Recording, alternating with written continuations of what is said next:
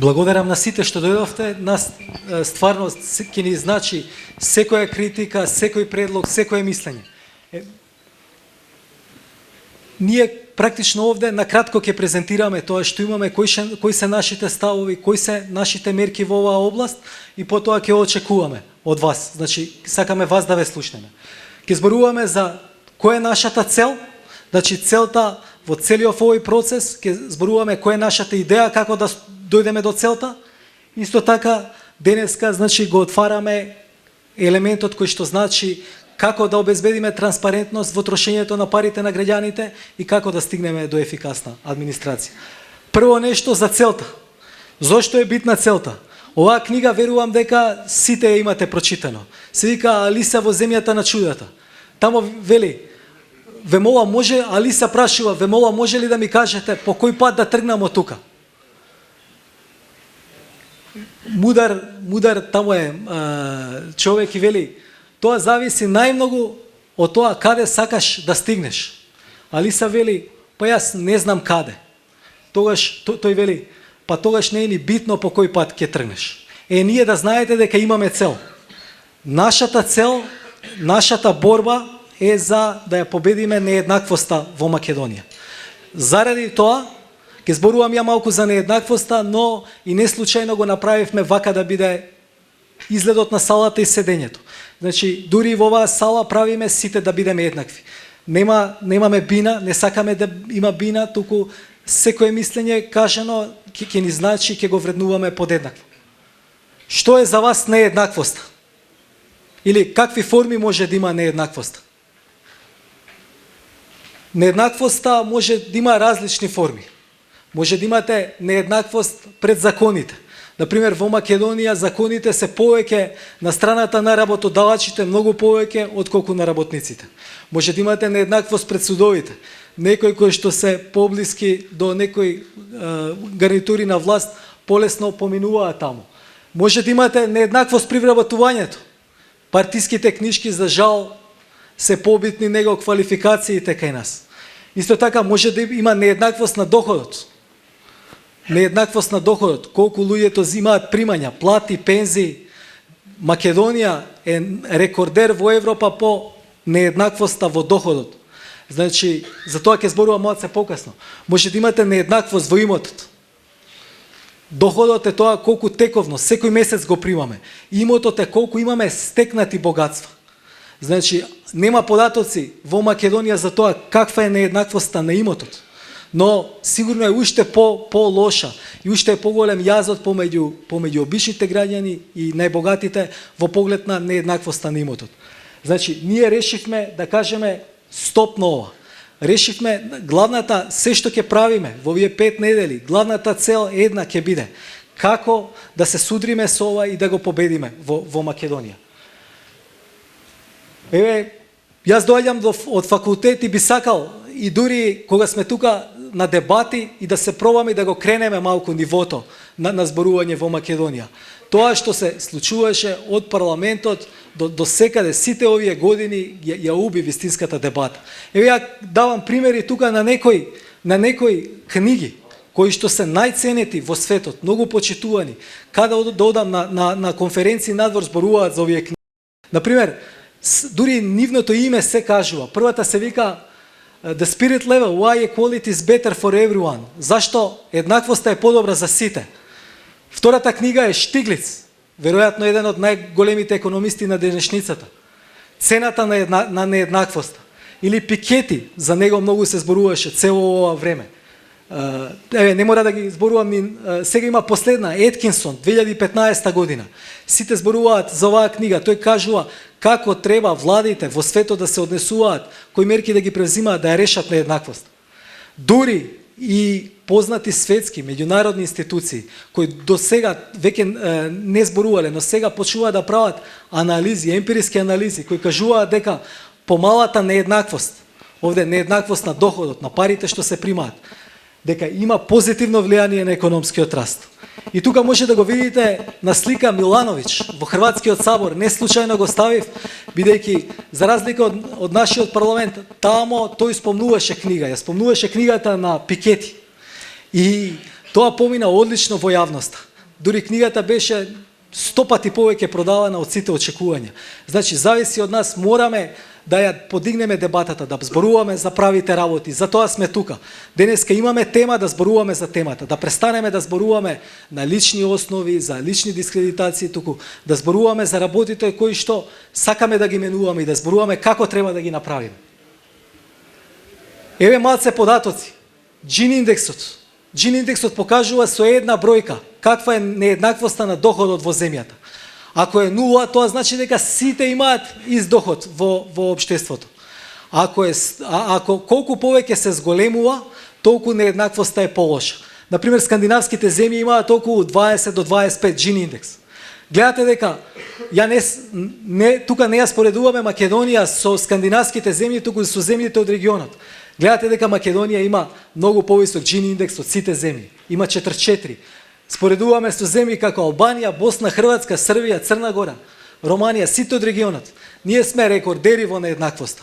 Ова се податоци на Светска банка и тоа последна година за која има податок. Ако сакате уште ова да го сецираме, да влеземе подетално. Овде ја гледате македонската популација во 5 групи, по 20% од населението. Например, најбогатите 20% се плавите. Гледате во 98 година парчето од доходот, значи процентот од доходот кој што е создаван во Македонија, нивни бил околу 35-6%. Низ годините тоа многу се зголемува. Ја ставам за споредба Србија. Гледате, во Србија не е така. Во Србија во последната година за која има податок била како Македонија 98 година. За жал, споредуваме, значи не со некоја, не ја споредуваме Шведска или Германија, туку Србија. Гледате дека кај нас се влошува работата. Еве една слика која што ја покажува приказната на македонската економија или општество. Ова е практично базичен индекс.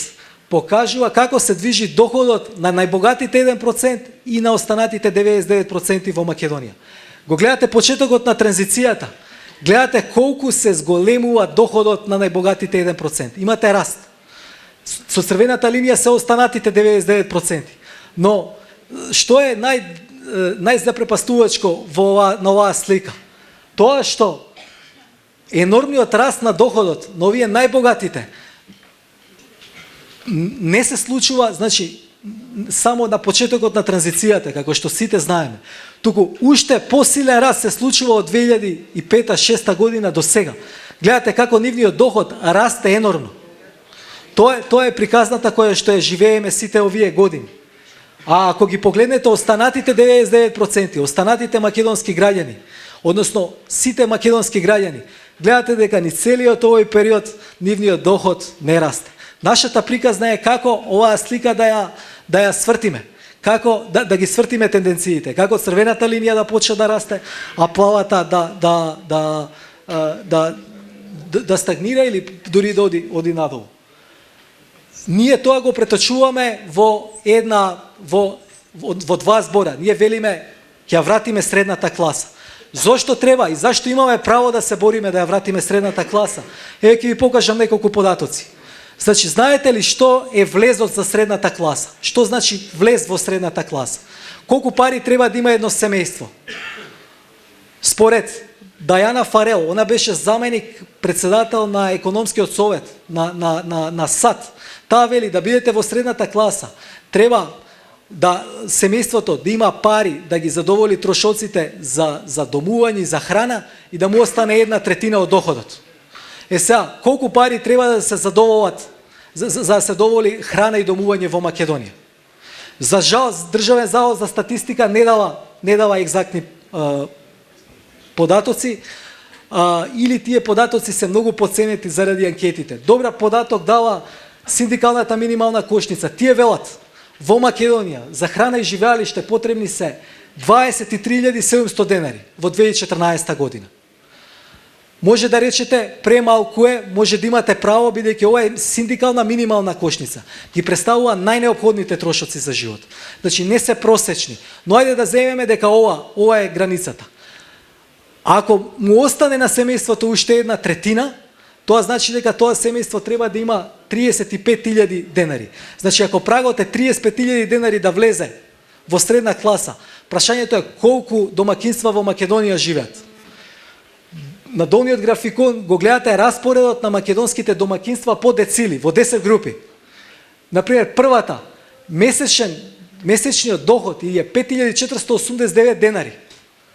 Тоа е доход, значи се што има домакинството, овие 10%, плати, пензии, социјална помош, се заедно, просечно 5400. И така одите до наредните групи. Например, најбогатите 10% просечно во домакинството имаат 71.000. Ајде да се вратиме на прагот. Колку од домакинствата го задоволуваат овој праг? Не го задоволуваат 70%. Кога зборуваме за средна класа, би требало средната класа да почнува многу порано, а не да почнува од 80% најбогатите македонски семејства. Следно нешто, кој е излезот од средна класа?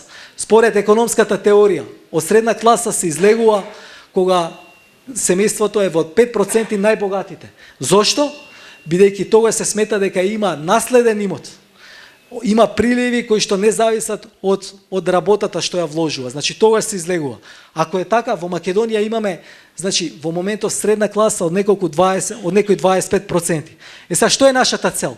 Нашата цел е да почнеме да ги враќаме овие македонски домакинства од 7-та, 6-та, 5-та и надоле групите во средната класа, за тие да имаат доход кој што ќе им обезбеди да ги задоволат трошоците за храна, за домување и да им останува 1/3, за да почнат да живеат нормално.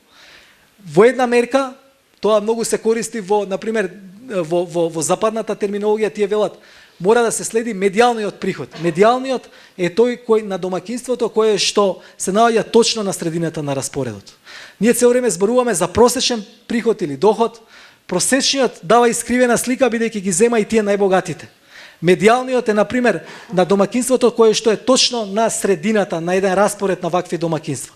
Проблемот кај нас е во последните 4 години е што тој е реален, значи доходот на домакинствата кој што се наоѓа точно на средината не расте ако ја коригирате инфлацијата. Значи колку парите што ги добиваат за да живеат, ако ги коригирате со инфлација во последниве 4 години тие добиваат помалку. Нивниот реален доход е помал. Нашата цел е да почнеме да го зголемуваме реалниот доход на тие во средината, на медијалната група. Ако сакаме да гледаме некоја мерка како прокси. Како да ја вратиме средната класа? Јасно е дека не може да ја вратиме со програми во 100 чекори, во 1000 чекори, во милион чекори. Тие беа само една фина маска во креирање на поголема нееднаквост на доходот. Затоа ние имаме план кој го представивме, велиме ќе изградиме 5 столбови. Денеска зборуваме за првиот столб. Мислиме дека мора тука битката да почне, бидејќи ако не почне тука, џабе е да имате пораст на социјални трансфери, на субвенции, на буџет во култура. Секогаш таа мала група на власт луѓе ќе наоѓа начини како парите да завршуваат кај неа. Некогаш со повеќе креативност преку споменици, не знам, жални врби, некогаш со помалку преку директни купувања на гласови, но секогаш тие ќе добиваат сеа сите останати по некоја коска. Затоа борбата ја почуваме за средната класа од првиот столб. Да знаете дека овој прв столб во нашата визија се состои од два елементи. Првиот е одговорна власт кој содржи транспарентност и содржи како да ја подобриме администрацијата, а вториот е како да ги овозможиме контролните механизми. На контролните механизми во општеството. Тоа се независна судство, надворешна контрола на полицијата, како граѓанскиот сектор да биде посилен, како да направиме слободни медиуми.